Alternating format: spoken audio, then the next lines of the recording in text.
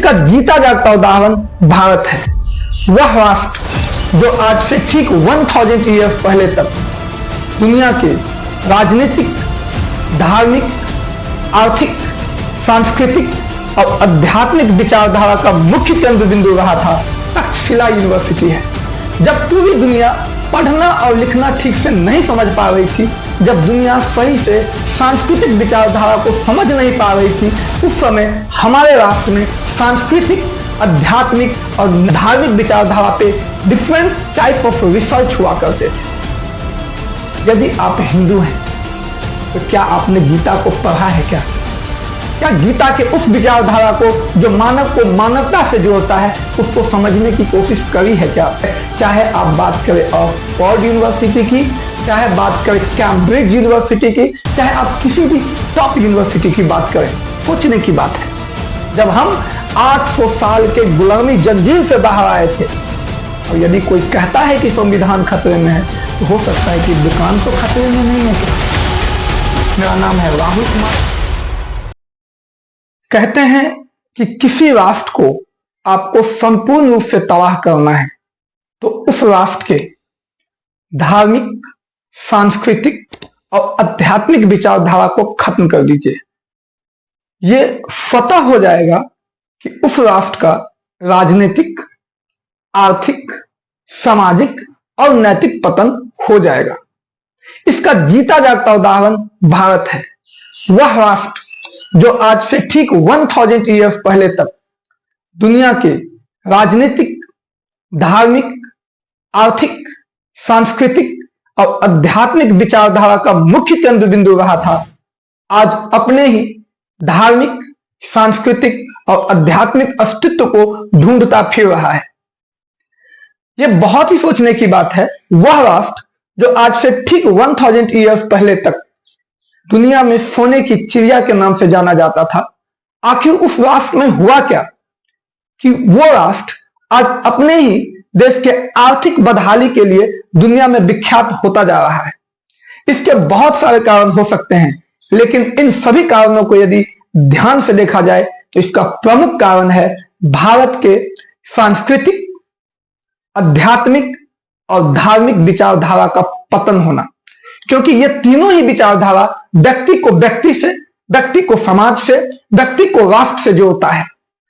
आज बहुत बड़ी विडंबना है। हम कई बार बातें करते हैं और कई लोग कहते भी हैं कि यह भारत एक विकसित राष्ट्र नहीं है। हम कैसे विकसित राष्ट्र हो पाएंगे? क्योंकि हमने तो अपने आध्यात्मिक विचारधारा को ही छोड़ दिया। हमने उन विचारधारा को छोड़ दिया जिसके वजह से हम दुनिया के आर्थिक विचारधारा, सांस्कृतिक विचारधारा, बौद्धिक विचारधारा, नैतिक विचारधारा और सामाजिक विचारधारा के केंद्र रहा करते थे। इसका जीता जागता उदाहरण तक्षशिला यूनिवर्सिटी है। जब पूरी दुनिया पढ़ना और लिखना ठीक से नहीं समझ पा रही थी, उस समय 326 ईसा पूर्व हमारे देश में यूनिवर्सिटी हुआ करता था।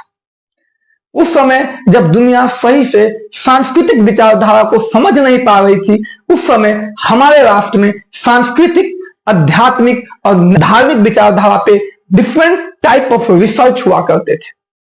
तो अब सवाल यह है कि इसके लिए जिम्मेदार कौन है?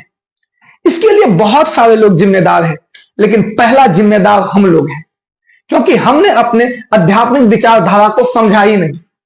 आज आप यूट्यूब पे चले जाओ, आपको बहुत सारे लोग घने और ज्ञान देने के लिए बैठे हैं, लेकिन आप अपने आप को समझिए। यदि आप हिंदू हैं तो क्या आपने गीता को पढ़ा है? क्या गीता के उस विचारधारा को जो मानव को मानवता से जोड़ता है, उसको समझने की कोशिश करी है क्या? नहीं, आप सिर्फ बातें सुनते हैं। यदि एक बार गीता पढ़ के तो देखिए। आज दुनिया की जितने भी टॉप बिजनेस यूनिवर्सिटी, जितने भी टॉप यूनिवर्सिटी है जहां बिजनेस की पढ़ाई होती है, जहां समाज शास्त्र की पढ़ाई होती है, जहां खगोल शास्त्र की पढ़ाई होती है, आप जान के हैरान हो जाएंगे उस सारे यूनिवर्सिटी में आज गीता की भी पढ़ाई होती है। चाहे आप बात करें ऑक्सफोर्ड यूनिवर्सिटी की, चाहे बात करें कैम्ब्रिज यूनिवर्सिटी की, चाहे आप किसी भी टॉप यूनिवर्सिटी की बात करें, तो आखिर हमारे देश में हम लोग एक बार गीता को समझने की कोशिश करते क्यों नहीं है? क्योंकि हम वास्तविकता से जुड़ना ही नहीं चाहते हैं। हमें पता ही नहीं है कि हमें करना क्या है। परिणाम यह है कि हम भारत को तो विकसित राष्ट्र देखना चाहते हैं, लेकिन विकसित राष्ट्र बनने के लिए जो वहां के लोगों के, वहां के नागरिक को जो माइंडसेट होना चाहिए वो नहीं है। आज हमें यह समझना होगा कि हम किस तरह का भारत चाहते हैं। कई बार हम सुनते हैं कि कहता संविधान खतरे में है।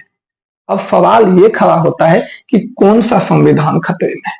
वह संविधान जिसके निर्माण होने से पहले भारत जाति, धर्म और मजहब के नाम पे बट गया था, और आज भी उसी संविधान के रहते हुए हमारा देश जाति, मजहब और धर्म के नाम पे बटता आ रहा है। तो क्या इस संविधान में परिवर्तन की आवश्यकता है या नहीं? वह संविधान जो हमें एक एक करके जोड़ने की बात करता है, जो एक नया राष्ट्र के निर्माण करने की बात जिस संविधान के दम पे हम कर रहे थे, सवाल यह खड़ा होता है कि उस संविधान को समझते हुए, उस संविधान को मानते हुए हम कितने आगे बढ़े हैं। जब हमारा देश आजाद हुआ था, जब हम 800 साल के गुलामी के जंजीरों से बाहर आए थे, सोचने की बात है, जब हम 800 साल के गुलामी जंजीर से बाहर आए थे, तब अमेरिका का $1 भारत का ₹3.30 हुआ करता था। हमने कौन सा संविधान का निर्माण किया है कि जब कांग्रेस ने, बोलना नहीं चाहिए लेकिन एक बीइंग इंडियन यह हमारा अधिकार बनता है कि जब 2014 में उन्होंने जब गद्दी छोड़ी, तो वो ₹3.30 वाला जो हमारा जो हमारे मनी का जो वैल्यू था वो ₹67.50 एक अमेरिकन डॉलर हो गया।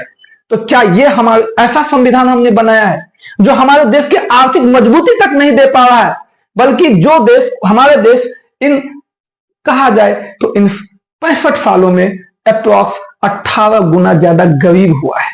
इसका अर्थ है कि यह संविधान जो हमने बनाया है उसमें बहुत सारे मूलभूत परिवर्तन की आवश्यकता है। इसलिए यदि हम परिवर्तन करते हैं तो संविधान खतरे में नहीं है, और यदि कोई कहता है कि संविधान खतरे में है तो हो सकता है कि दुकान तो खतरे में नहीं है क्या?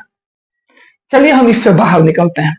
सवाल हम यहां खड़ा करते हैं, बीइंग इंडियन सिटीजन, कि क्या हम ये कल्पना न करें कि हमारे राष्ट्र में एक मजबूत विपक्ष हो? आज हमारे पास विपक्ष के तौर पे क्या है? एक 14 पार्टियां, ये 14 पार्टियां जिनके पास राष्ट्र के लिए विजन तक नहीं है, अपने पार्टी के विजन के अलावा कुछ सोच ही नहीं पा रहा है। तो क्या हमें अपने राष्ट्र के लिए सोचने की आवश्यकता नहीं है?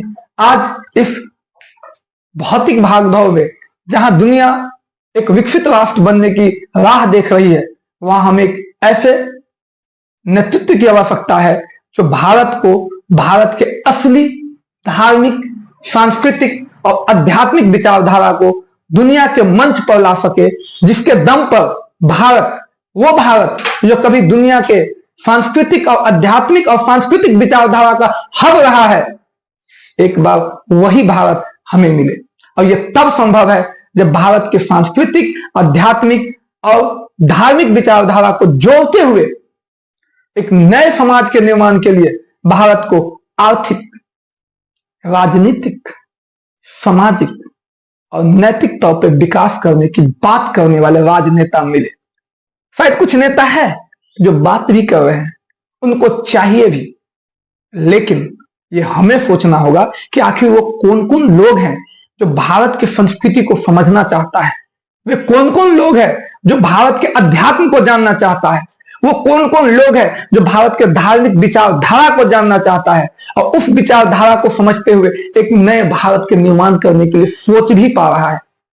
हमें ये सारे चीजों पे आज आत्मसात कर ही लेना होगा, क्योंकि अभी वक्त है कि हम अपने मत को उपयोग करें, किसी भावना में न बह के, बल्कि राष्ट्र के हित में सोच करके। जय हिंद, थैंक यू। मेरा नाम है राहुल कुमार और हमारा YouTube चैनल खटाखट सब्सक्राइब करें और मेरे हर अपडेट आपको मिले, इसके लिए बेल आइकन जरूर दबाइएगा।